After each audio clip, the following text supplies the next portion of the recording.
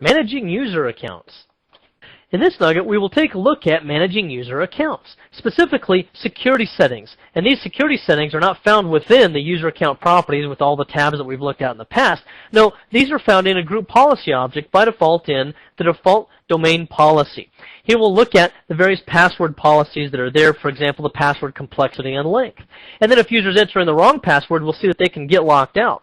You'll see that they can automatically unlock that account after a certain period of time without any user intervention at all, or you can have an administrator unlock the account as well. Then we'll look at auditing accounts. Whenever a domain controller authenticates a domain account, we can keep track of that in the event log on the domain controller. We can also track that on the local machines when a user logs on. And then we can look at disabling user accounts, then re-enabling the accounts, as well as renaming user accounts. The phone is ringing, and you pick it up, and on the other end is a distraught user who's quite aggravated because he can't log on. He knows he's entering in the right password, and after he enters it in 3 times, it locks him out. Well, what could that be about? He knows the password's right because he's typing it in exactly the way it appears on the Post-it note attached to his monitor. Well, that's no good now, is it? We don't want those passwords taped to any monitors anywhere. Well, what that has to do with, in this case probably, is having to do with password policies. Now, what we'll be looking at is authenticating of the user and particularly how to troubleshoot issues when users cannot log on. What we'll be looking at there is Active Directory users and computers under administrative tools to get started. Now, the password policy is part of a domain policy, so you will not be able to manage this in an organizational unit for Phoenix or Tucson or whatever your OUs are. Instead, the password policy is directly attached to the domain, so right-click on whatever your domain is and choose Properties. Once you get here, you'll go to Group Policy, and you'll see the default domain policy, which is always there. Then we'll go ahead and click on Edit. Now, once we clicked on Edit, the place we're trying to get to is under Windows Settings, Security Settings, and then Account Policies and Password Policy. Now you'll see the settings that I've got here are the default password policy settings that you'll see on any domain controller when you install it. Now let's start with this minimum password length of 7 characters. Why do you have to have a minimum password length? Well, the longer you make the password and the longer you require the password to be for your users, the more difficult it is for somebody else to guess it, or for someone who's shoulder surfing to be able to correctly see the password typed in. Shoulder surfing, of course, is just where someone's looking over your shoulder as you type in your password. It also helps to prevent success against something called a brute force attack. Brute force attacks are often where you'll have some program that runs that a hacker has created, and it will run against a dictionary of commonly used passwords, and it keeps trying one after the other until eventually it guesses the right one, and it's able to log that user on. Now, there are other things that we'll look at here that will help to prevent that from taking place as well when we look at account lockout policies also. Now, you can make this longer than 7 characters. In fact, you can go all the way up to 127 characters. Try getting your users to remember their passwords when they get to 127 characters. If you do make them long, you might suggest to your users that they also use passphrases instead of just simple passwords. A passphrase would make it easier for a user to remember their password. For example, using special characters or numerals in place of certain characters, which would help to make sure that we meet our password complexity requirements, which I'll talk about shortly. You might be able to have a user use a passphrase something like, "My favorite cousin's hair is red." And using a passphrase like that, it's easy to remember, and yet it's also long. Do keep in mind also that down-level Windows, such as Windows 95, 98, and Windows ME, will only support 14-character passwords, so that if you have those down-level clients in your organization, you can't go any more than 14 characters in this minimum password length. By the way, it's also a good idea to avoid those operating systems now anyway, because as of July 1st, 2003, Microsoft ended their no-charge support for Windows 98, and you could still pay for support, but that's only going to be available until January 16th of 2004, so guess what? It's already too late for that too. So now is as good a time as any to move on. Now, with the password complexity requirements enabled, this will use a DLL called passfilter.dll. And with this passfilter.dll enabled, what happens is the users must choose a password that is, number one, not based on the user's account name. So if the user's account name is, Phil Johnson, then they can't have a password of Phil Johnson. And indeed, it will even look for similarities to Phil Johnson. So they can't use any part of their username in it. Number two, it has to be at least 6 characters long. Number three, it has to contain at least 3 of 4 character types. The 4 character types are uppercase alphabet characters, lowercase alphabet characters, Arabic numerals, in non-alphanumeric characters, or special characters as we sometimes call them.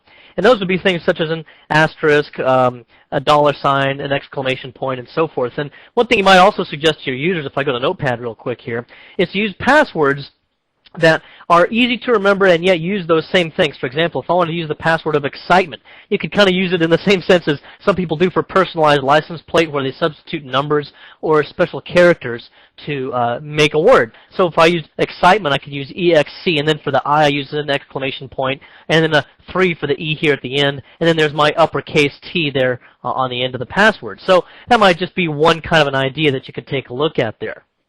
Now also keep in mind that with 95, 98, and ME down-level clients, when they enter in a password, they're entered in as LAN manager passwords. LAN manager always converts all cases to uppercase. So for your lowercase alphabet characters, they're actually to the system going to be interpreted as all uppercase characters. That leaves you with the Arabic numerals and non-alphanumeric characters. So 95, 98, and ME clients will always have to use Arabic numerals and always have to use non-alphanumeric characters when they type in their passwords.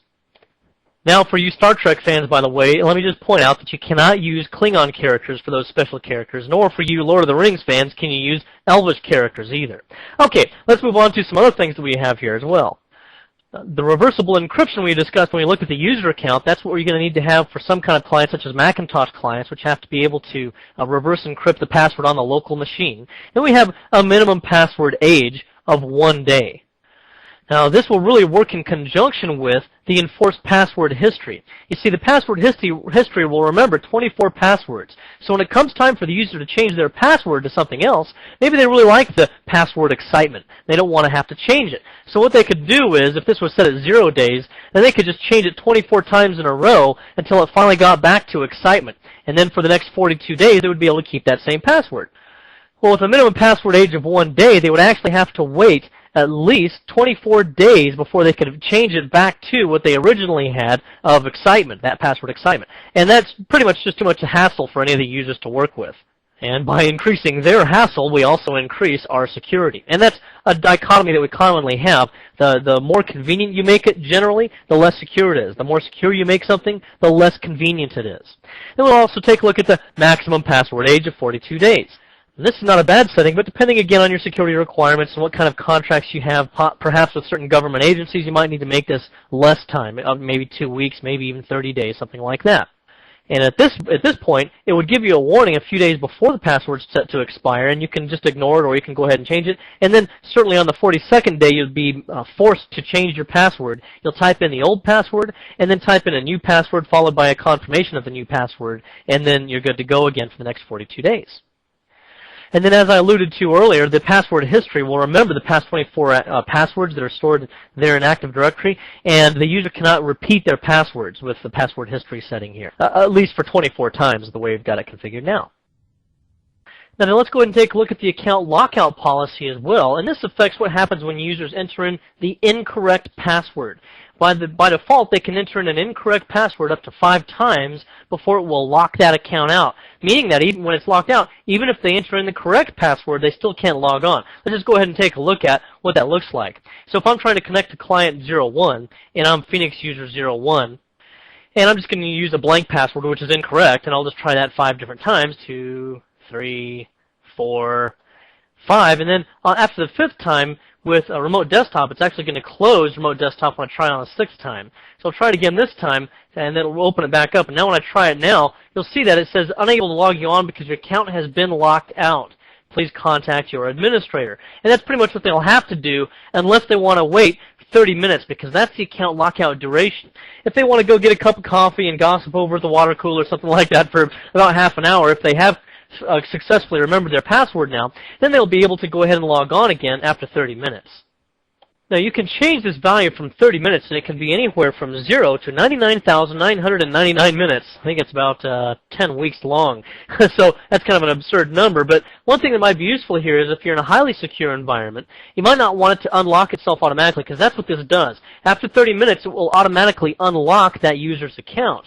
If I enter in a value of 0 here for 0 minutes, then that means that it forces an administrator to be able to unlock that account, which they can do by going to Active Directory users and computers, going to that user account, and double-clicking on it to open up the account. then go to the Account tab, and then here there's a checkbox that says the account is locked out. Simply clear the checkbox as the administrator, click OK, and now the user will be able to successfully log on, provided they do remember the correct password.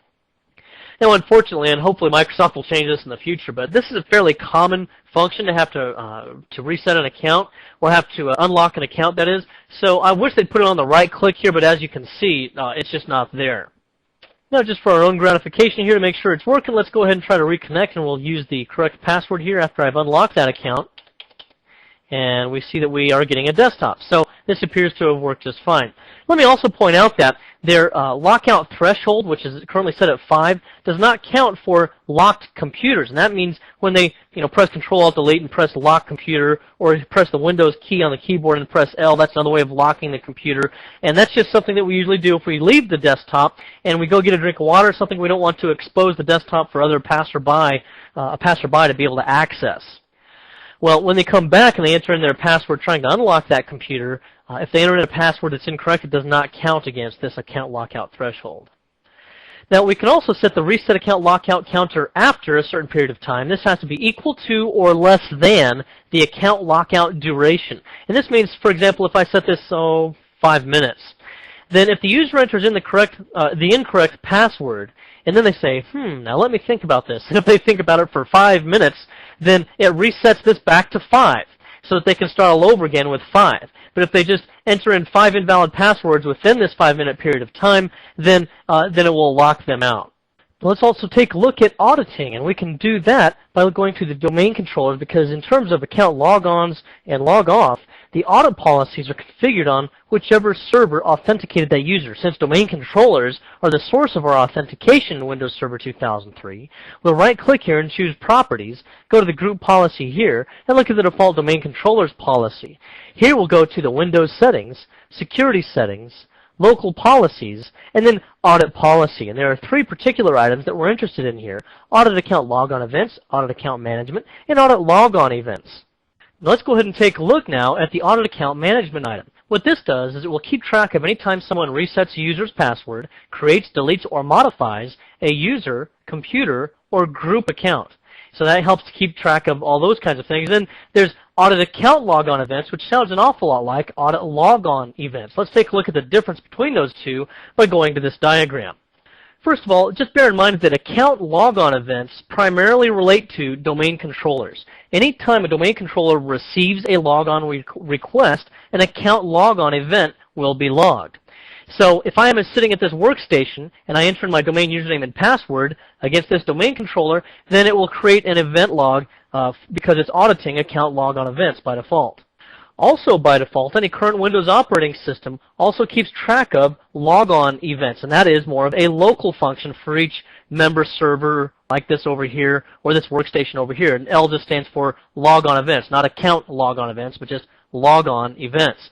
And then what happens here is, not only do I create an event log because I use this domain controller and it creates an account logon, it also creates a logon event down on this workstation. Now another thing that would take place then is, what if this workstation user accesses a resources over on this file server, which is also a member of the domain? Well, the file server, in checking the user's credentials that is trying to access that resource, of course it has to access the domain controller as well. And in checking that authentication there will be an additional account logon event generated because it's trying to check out those users' credentials. In addition to that, it will then also log another logon event down here on the file server. Now then, to look at some examples of that, let's just go to this domain controller, and I'll right-click on my computer and choose Manage. And from here, we're going to go to the Event Viewer, where the security event logs are kept track of. And that's where our auditing for account logon events, account management, and logon events will be tracked. For example, here I've skipped ahead and gone down to a successful network logon, and we see that it is the category of log on, log off. And then it's the trainer account, and we see that it's logged on to the Nugget Lab domain. And if I move up my up arrow here to the next event, we see that at some other time the user logged off, and we see a successful event there as well. Then moving up again, I see that this domain controller, DC Nugget 1, and remember it's followed by a $sign and it's naming in the event log, this did have a successful logon. So again, it keeps track of those logon events that take place, not only for users, but also for computers, because since computers have a username and password, they're also considered users, at least in this context. And then skipping up a few more, we see here that the client 01 also had a successful logon. So it keeps track of user and computer logons and log-off events. Now here I've gone and connected to another computer, and by the way, to do this, you simply right-click, choose Connect to another computer, type in the name of the computer in this dialog box, and there you see that I've now connected. Even though I'm on DC Nugget 1, I've connected to client 01. From here, we'll go to the security event log here, and we'll take a look again at some other things that occur here. For example, with this log on, log off again, we see here that we have the trainer account that logged on. Now that's because the audit logon events is enabled here. And the audit account logon events, remember, is on the domain controller. So since audit logon events is kept track of, that's why we have this event here. Now remember, earlier in this nugget, I attempted several bad logons deliberately so that we could see that the account gets locked out. That's where this starts right here at the failure audit. And here we see it did indeed fail for Phoenix User 01, unknown username or bad password, because I was trying to enter in the incorrect password. That's what we see all of these things are. And that's very useful for trying to determine whether or not someone is trying either a brute force attack or just random password guessing against some user's account. Now then, elsewhere in this nugget, I've also mentioned some of the things I'm about to explain. Let me just kind of collect them all into one explanation here. One of the things we talked about previously was disabling a user account. That might be useful for an account like this one here if, for example, they're going to go away for an extended period of time, not just the weekend where we expect them to be gone anyway, but for an extended period of time like a leave of absence or a temporary transfer to some other office in a different domain or something like that. Then I would want to disable this account by right-clicking on it and choosing Disable Account and clicking OK. And that means that now, even if someone tries to log on using that account with the correct credentials, they still can't log on because it's been disabled. I don't really care if they're giving me the correct credentials or not.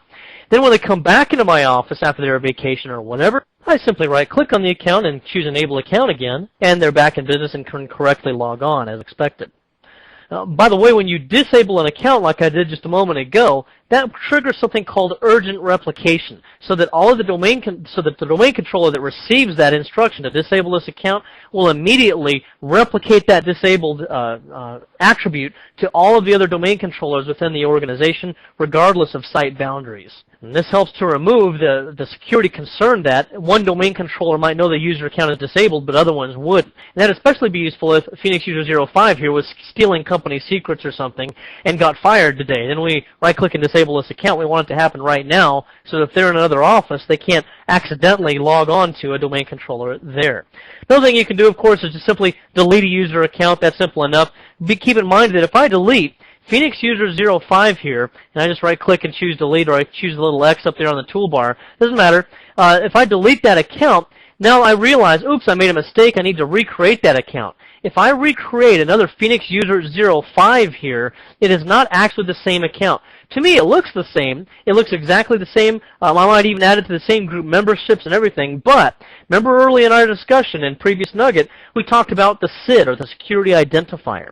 Anytime I recreate that new account now, a new Phoenix 05, User 05, it's going to have a different SID, Security Identifier. Therefore, the system identifies it differently, and we cannot gain access to the resources that the old Phoenix User 05 account used to have. Now, another thing that's handy is renaming user accounts. For example, down here I've got my manager, and this would be Trevor Stiles. What if Trevor Stiles moved to a different division? He's no longer part of my domain, but his replacement did come in, and they need to access the same resources that Trevor did. Well, if I just rename this account, then I can go in here and just select it like I did just then, and what you have to do is not double-click it, but click it once and then click it again, or you can right-click and choose Rename. And then I'll name this person, Stephanie Cook, and press Enter. And as soon as I press Enter, it's going to bring open the Rename User dialog box, because I'll need to change some other things. For example, it doesn't make sense for her full name to be Stephanie Cook if her first name is Trevor, so I'll change that as well. And anything else we need to do here? Very good, there we go. Now you might do this kind of thing as well if you have somebody that gets married and changes their maiden name to their married name and so forth, that kind of thing. So now we click OK, and now Stephanie Cook still has the same SID that Trevor Stiles had. In fact, the system will see it as being still the same account. Therefore, she'll be able to gain access to the same resources, same file shares, all that kind of thing that Trevor Stiles did. And then the advantage there for us as administrators in renaming the account rather than just deleting Trevor Stiles and creating a brand new Stephanie Cook is that we don't have to re-permission everything. In this nugget, we took a look at managing user accounts, and this goes beyond the property sheets and on into default domain policy security settings. We saw that in the password section, you can configure the length, complexity, history, all of that kind of thing for a user's password. Now, if the user enters in the incorrect password a certain number of times, their account can get locked out. And this is a setting that will prevent password guessing attempts against a user's account for security purposes. Once it is locked out, it can automatically unlock itself after a period of time, or an administrator can unlock it. Then we looked at auditing events. Auditing for logons can take place on the workstation, member server, and on the domain controller in the security event log. You can also disable user accounts, especially, for example, if the account will be somebody's that's gone for a long period of time, and then when they return, you can re-enable it so that they can log on again. And then we can also rename accounts. This is useful if you have an employee that's no longer with your company, but you want to keep that account so that you can re-enable it or rename it for a different user, and that way they can continue to access all of the same resources as the original user. I hope this has been informative for you, and I'd like to thank you for viewing.